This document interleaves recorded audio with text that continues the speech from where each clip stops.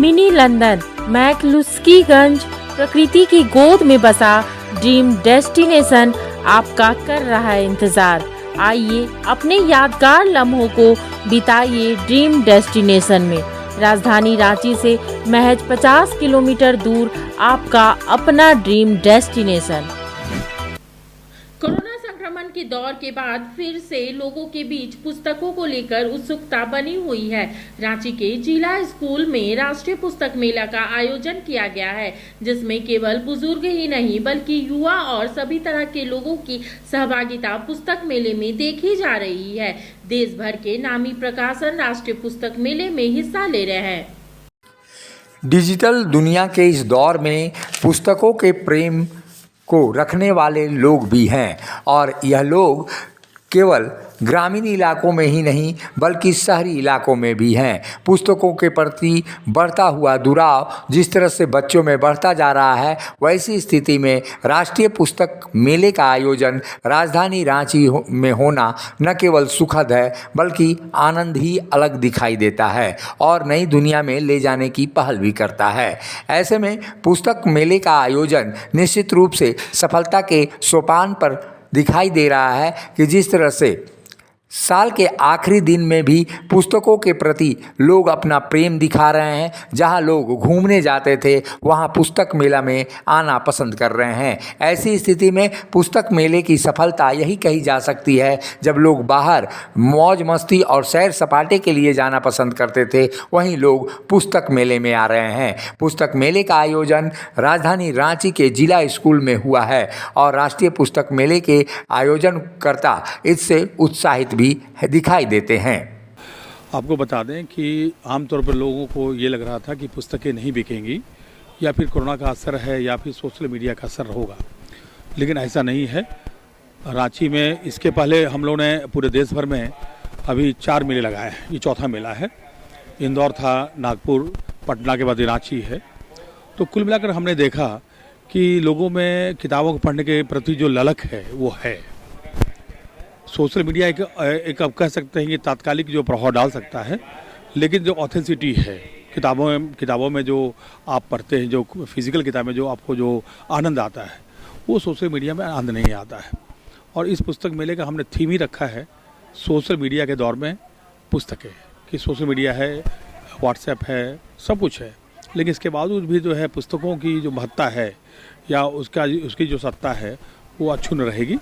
पहले भी थी, आज भी है और कल भी रहेगी। यहाँ सभी प्रकाशकों की पुस्तकें हैं, सभी प्रकार के लेखकों की पुस्तकें हैं।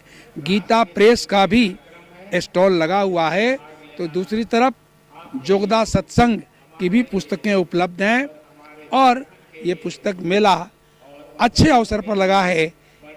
एक तरफ 2023 अलविदा हो रहा है और दूसरी तरफ 2024 का कल शुभागमन हो रहा है, इसलिए विदाई और शुभागमन के संधि बेला पर यह पुस्तक लगा है, इसलिए बहुत महत्वपूर्ण है।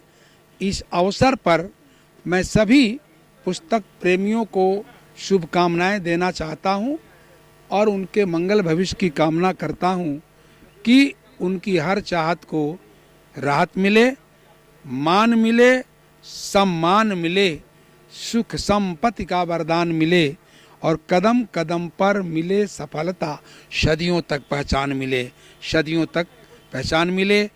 जय हिंद, जय पुस्तक मेला। ऐसी चीज़ है कि जो वर्तमान से ज़्यादा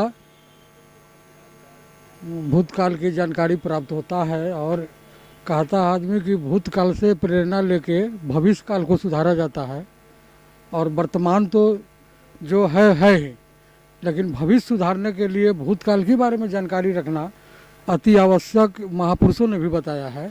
इसलिए बहुत सारी जानकारी मिल जाती है किताबों से और बहुत सारी प्रेरणा भी मिलती है। प्रेरणादायी किताबें भी होता है।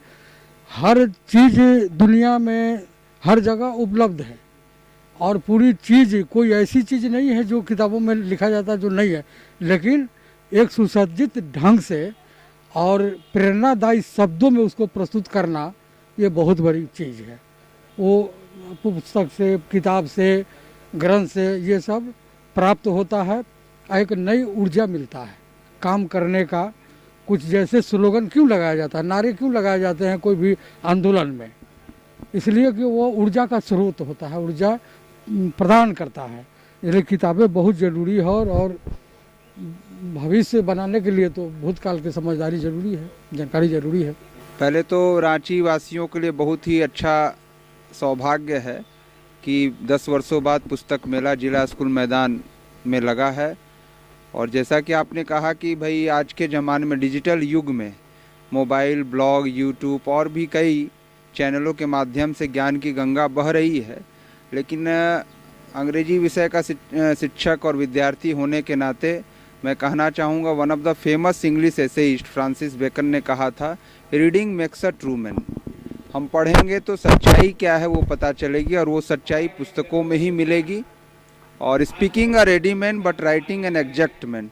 पुस्तक वास्तव में एक तरह से लिखित ग्रंथ होता है, और जो लिखा हुआ रहता है वास्तव में सत्य होता है। इसी भाव को लेकर के हम सभी को पुस्तकों के संपर्क में रहना चाहिए। जब टूटती है आस, जब थकती है सांस, जब रूठते हैं अपने, मुंह मोड़ता है जमाना, जब अंगड़ाई लेता है संकल्प, फिर बनती है कहानी, बनते हैं अनमिट निशान। देखिए मेरे साथ संघर्ष की दास्तान।